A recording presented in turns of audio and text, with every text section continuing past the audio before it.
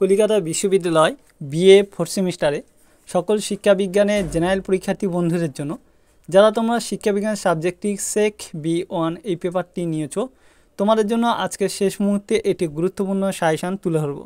এখানে যে প্রশ্ন, তো এই প্রশ্নগুলোকে তোমরা ভালো করে দেখে যাও, পরীক্ষায় কিন্তু খুবই উপকার পাবে। আচ্ছা, সময়ের মধ্যে চলে যায়, টাইম নষ্ট করবো না, বিষয়বস্তুর দিকে যাচ্ছি আমি। প্রথম তোমাদের এখান থেকে যে প্রশ্নগুলো খুব গুরুত্বপূর্ণ করা দরকার সেগুলো পরপর বলছি, একটু খেয়াল করো। শিকন বলতে কি বোঝো? শিকনে মৌলিক নীতিসমূহ আলোচনা করো। দ্বিতীয়, শিকনের মুখ্য কার্যাবলী বর্ণনা দাও। কার্যকরী শিকনে শিক্ষকের ভূমিকা সংক্ষিপ্ত আলোচনা করো।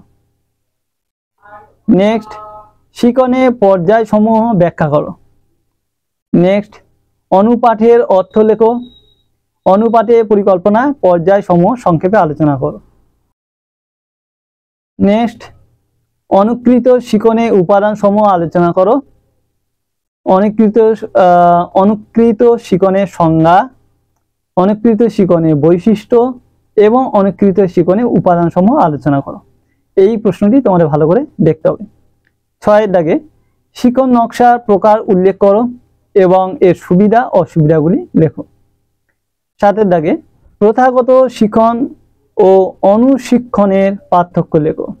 প্রথাগত শিক্ষণ ও অনুশিক্ষণের পার্থক্য লেখো। 8, অনুপাঠে প্রয়োজনীয়তা সম্পর্কে লেখো। 9, শিক্ষণে প্রভাব বিস্তারকারী উপাদানগুলি সংক্ষিপ্ত বর্ণনা দাও।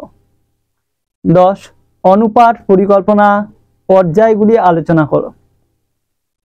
11, শিক্ষণের দক্ষতা বিকাশে পাঠ উপস্থাপন দক্ষতা ও প্রশ্নকরণ দক্ষতার ভূমিকা লেখো। 12, শিকন নকশার সংজ্ঞা দাও। শিকন নকশার ধাপগুলি সম্পর্কে লেখো। 13, টিকা, কিছু টিকা দেয় তোমাদের, সেখানে টিকা কি কি করতে হবে। সংগতিমূলক শিকনের বৈশিষ্ট্য বা সংগতিমূলক শিকন কি, শিকন নকশার শ্রেণীবিভাগ, অনুকৃত শিকন, শিকন নকশা ধাপ, এইগুলো হচ্ছে টিকা হিসাবে তোমাদেরকে দেওয়া হয়ে থাকে, সেই জন্য তোমাদের এই টিকাগুলোকে তোমাদেরকে তৈরি করতে হবে। পরের প্রশ্ন, শিকনের ধারণা দাও, প্রকৃতি আলোচনা করো। 15, সমন্বিত শিক্ষার বৈশিষ্ট্য আলোচনা করো। 16, অনুশিক্ষণ বলতে কি বোঝো? অনুশিক্ষণের বৈশিষ্ট্য আলোচনা করো এবং অনুশিক্ষণের সুবিধাগুলি অসুবিধাগুলি লেখো। 17, শিক্ষণের দক্ষতা বিকাশে প্রবলন দক্ষতার ভূমিকা লেখো। শিক্ষণের দক্ষতা বিকাশে প্রবলন দক্ষতার ভূমিকা লেখো। 18, উত্তম শিকন নকশার গুণাবলী আলোচনা করো। 19, উত্তম শিকন নকশার সংজ্ঞা দাও। উত্তম শিকন নকশার গুণাবলী আলোচনা করো। এই হচ্ছে তোমাদের প্রশ্ন বলে দিলাম। এখানে যে প্রশ্নগুলো বলে দিলাম এইগুলোই ভালো করে করো, এগুলো করলে এখান থেকে কমন পেয়ে যাবে। তো আজকের ভিডিও তাহলে এখানে শেষ করছি, পরবর্তী ভিডিওতে আবার দেখা হবে। সবাই ভালো থেকো, সুস্থ থেকো, ভালো করে পরীক্ষা দিও।